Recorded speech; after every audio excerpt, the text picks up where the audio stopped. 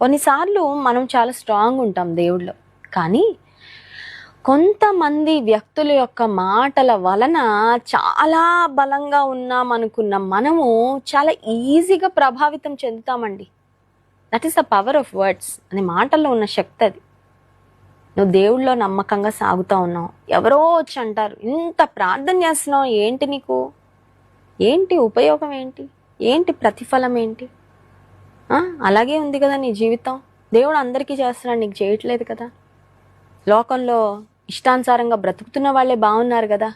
నువ్వు ఇంత భక్తిగా ఉండి నీకేంటి జరిగింది, ఉపయోగం, లాభం ఏంటి అని కొన్నిసార్లు ఎవరైనా లోకానుసారమైన మనసు కలిగిన వ్యక్తులు, ఆత్మీయంగా బలహీనమైన వారు వచ్చి కొన్నిసార్లు అలాంటి మాటలు పలికినప్పుడు కొంతమంది చాలా ఈజీగా ఒక గాలి విసిరితే కొన్ని ఎగిరిపోతూ ఉంటాయి చూడండి, గాలి చెదరగొట్టు పొట్టులాగా అలా ఎగిరిపోతూ ఉంటారు. అంతే, వెంటనే ఆత్మీయ జీవితంలో ఆ స్టెబిలిటీ కోల్పోతారు, భక్తి ఒక్కసారిగా మాయమైపోద్ది.